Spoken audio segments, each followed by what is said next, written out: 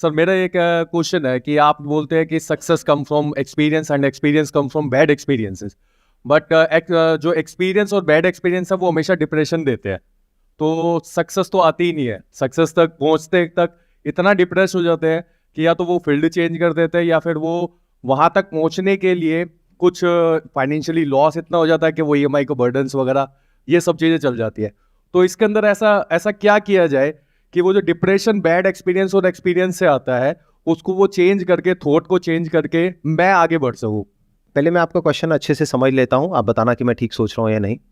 आपका क्वेश्चन ये है कि मैं बोलता हूं success comes from experience and experience comes from bad experiences. तो कई बार लाइफ में इतने बैड एक्सपीरियंसेस हो जाते हैं या इतने बड़े बैड एक्सपीरियंसेस हो जाते हैं कि उसके बाद में इंसान डिप्रेशन में ही चला जाता है और उसके अंदर हिम्मत ही बाकी नहीं रहती है कुछ और करने की। तो वो इंसान ही खत्म हो गया है, या ये कह लो चाहे साइकोलॉजिकली नहीं खत्म हुआ है बट फाइनेंशियली ही खत्म हो गया है, राइट।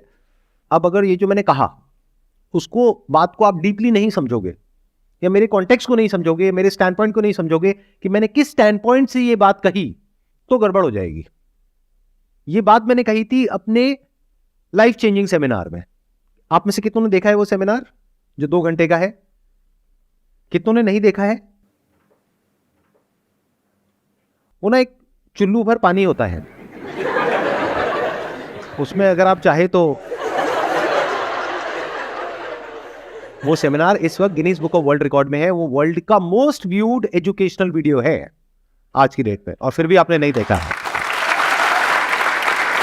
तो देख लेना भाई, वो वहां से कुछ अच्छा सीखने को मिल सकता है आपको। एनी हाउ, तो वहां पर जो मैंने बात कही थी वो कही थी अपने स्टैंड पॉइंट से, जब मैं उस सेमिनार के लास्ट पार्ट में अपनी स्टोरी बता रहा था कि देखो मेरे को ये नुकसान हुआ, फिर ये हुआ, फिर ये हुआ, फिर ये हुआ। फिर मैंने क्या कहा कि वो सब जो फेलियर्स थे मेरे, वो आपस में जाकर के कनेक्ट हो गए, क्योंकि अगर वो फेलियर्स नहीं हुए होते तो ये सक्सेस भी नहीं हो पाती। लेकिन अगर आपने ध्यान से ऑब्जर्व किया, मेरे वो सारे फेलियर्स बहुत छोटे छोटे थे। एक भी फेलियर इतना बड़ा नहीं था जिसकी वजह से कि मैं पूरी तरह से खत्म हो गया। यानी अगर मैं फाइनेंशियल टर्म्स में बात करूं, एक फेलियर में मानो मुझे नुकसान हुआ 5-10 हजार रुपए का, एक में हुआ 15 हजार रुपए का, एक में हुआ 50 हजार रुपए का। तो ऐसा नहीं हो गया कि मेरे को 50 लाख का नुकसान हो गया या मैंने अपने फादर का घर गिरवी रख दिया और उसके बाद में हम सड़क पे आ गए। ऐसा कभी नहीं हुआ, ऐसा मैंने कभी कोई स्टेप नहीं उठाया। प्लस उस सेमिनार में बार बार मैंने एक बात कही कि ना भागना है ना रुकना है, बस चलते रहना है और छोटे छोटे स्टेप्स उठाने हैं। तो जब इन सारी बातों को आप जोड़ करके समझोगे तब आपको समझ आएगा कि किस स्टैंड पॉइंट से मैंने क्या कहा। मतलब क्या कि अगर आप लोग छोटे छोटे स्टेप्स उठाते हो तो रिस्क भी छोटे छोटे हैं, तो फेलियर भी छोटे छोटे हैं, तो वहां से बाहर निकलना बहुत आसान है। तभी मैं कहता हूं आसान है। बट अगर इस फंडे को आप लगा देते हो कोई बहुत बड़े स्टेप में जहां पे बहुत बड़ा रिस्क है और बहुत बड़ा फेलियर है, तो वहां पर कुछ भी आसान नहीं है। फॉर एग्जाम्पल, एक बच्चा है जो चलना सीख रहा है, धीरे धीरे कोशिश कर रहा है, बार बार गिर रहा है, फिर खड़ा हो रहा है, फिर चल रहा है, फिर गिर रहा है, फिर चल रहा है, तो कोई रिस्क है? लेकिन सोचो कि अगर उसके मां बाप में इंपेशेंस डेवलप हो जाए, 2 महीने हो गए चल ही नहीं पा रहा है, एक काम करते हैं इसको पकड़ करके रस्सी से बांधते हैं और भगाते हैं इसको, गाड़ी के पीछे बांध दो इसको। मतलब पता नहीं होता लोगों के दिमाग में किसके क्या, मैं आइडिया नहीं दे रहा आप लोगों को, please do not try this at home. But मान लेते हैं कोई बावले माँ बाप है, उन्होंने क्या किया, बोला कि अब मैं अपने बच्चे को आज ही चलना सिखा दूंगा। क्यों 2-4-6 महीने खराब करने हैं? अरे 2 घंटे में लो, रस्सियों से हाथ पैर उसके बच्चे के बांधे, बेचारा खड़ा भी नहीं हो पा रहा अभी ढंग से, और उसको बाइक के पीछे बांध दिया है और बाइक चला रहे हैं। इन अदर वर्ड्स, अगर आप कोई बहुत बड़ा रिस्क लेते हो फाइनेंशियली, जहां से रिकवर करना आपके लिए पॉसिबल ही नहीं है, तो क्या करोगे उस घटिया एक्सपीरियंस का? छोटे रिस्क लो, छोटे स्टेप्स उठाओ, जब वहां पे कॉन्फिडेंस आ जाए तब थोड़ा सा उसको लेवल को बढ़ाओ। अगर तैरना नहीं आता है तो पहले कम गहरे पानी से सीखो, जब सीख जाओ तो गहरे पानी में जाओ, वो भी साइड साइड से, बीच में मत चले जाओ। किसी से टक्कर हुई और नीचे गए तो गए। तो अगर आप धीरे धीरे स्विमिंग सीख रहे हो तो कोई रिस्क नहीं है, तो सब कुछ आसान है।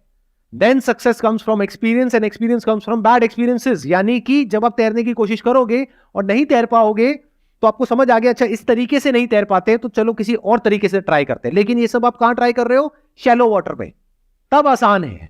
लेकिन अगर मेरी ये बात सुनी और जबरदस्त आपके अंदर मोटिवेशन आई और आपने कहा सब कुछ आसान है और जा करके छलांग लगा दी सीधा गहरे पानी में, तो आसान है बोलने के लिए भी कोई नहीं बचेगा। यही गलती हम कर बैठते हैं, जरूरत से ज्यादा एक्साइटेड हो जाते हैं, अपनी बुद्धि का प्रयोग नहीं करते हैं, कोई बड़ा स्टेप उठा लेते हैं। जब बड़ा स्टेप उठा लिया तो रिस्क भी बड़ा हो गया, फिर फेलियर इतना बड़ा हो गया कि जिंदगी भर आप उससे पीछा नहीं छुड़ा सकते। तो हमेशा लाइफ में छोटे छोटे स्टेप्स उठाओ, तब तक जब तक कि आप इतने बड़े नहीं हो जाते। अंदर से आपको पता लग जाएगा कि मेरी कैपेसिटी क्या है। तब भी जो आपकी कैपेसिटी है उससे थोड़ा सा कम रिस्क लो। कभी भी इतना बड़ा रिस्क मत लो लाइफ में कि आप सड़क पे आ जाओ, अगर फाइनेंशियली बात करी जाए तो। बहुत इंपॉर्टेंट है ये बात, ध्यान से सुन लो मेरी इस बात को।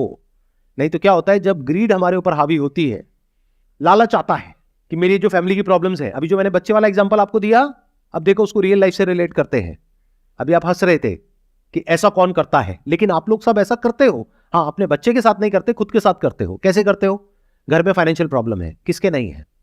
हर दूसरे घर में मेजर फाइनेंशियल प्रॉब्लम है, आप सबके भी घर में होगी। रातों रात तो सॉल्यूशन निकलेगा नहीं, लेकिन आपको रातों रात सॉल्यूशन चाहिए। तो आपने कहीं कुछ देखा जहां से आपको ऐसा लगा कि अगर मैं ये कर दूंगा तो अगले 2 महीने में मेरी ये जो फाइनेंशियल प्रॉब्लम है, जो 20 साल में क्रिएट हुई है, वो 2 महीने में सॉल्व हो जाएगी। और उस चक्कर में, क्योंकि वो ग्रीड अब आपके ऊपर इतनी हावी हो गई, आपने जा करके जो भी पैसा था आपके पास में बचा खुचा, उसको भी ले जा करके कहीं ऐसी जगह पे लगा दिया किसी इंसान के कहने पर, और उसके बाद में वो पैसा भी डूब गया। तो अब पहले एक प्रॉब्लम थी फाइनेंशियल, अब उससे भी बड़ी प्रॉब्लम हो गई है। या इससे भी और एक स्टेप आगे जाए तो अपना घर था, उसको भी गिरवी रख दिया मां बाप को कन्विंस करके।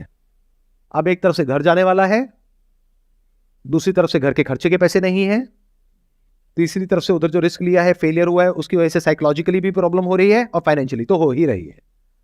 अब ये एक्सपीरियंस किस काम का है? किसी काम का नहीं है। क्लियर हुआ मैंने क्या कहा? आपकी जो प्रॉब्लम थी उसका सोल्यूशन मिला आपको, आंसर मिला क्लियर कट? एक बार आप बताइए। सबसे पहले तो कि जो भी अगर रिस्क भी लेता हूँ तो उसके अंदर उतना रिस्क लूँ जितनी मेरी कैपेसिटी है, उससे भी कम, ताकि धीरे धीरे मैं स्टेप आगे बढ़ा सकूँ। और उसके बाद में जब एक पॉइंट तक अगर मैं पहुंच जाऊं और उतनी मेरी कैपेसिटी हो जाए, तो उसके बाद में मैं बड़ा रिस्क ले सकता हूं। मतलब कि पहले चलना सीखो फिर भागो। भागना सीखो। सीधा भागोगे तो हो सकता है इतना बड़ा एक्सीडेंट हो जाए कि चलने लायक भी ना रहो।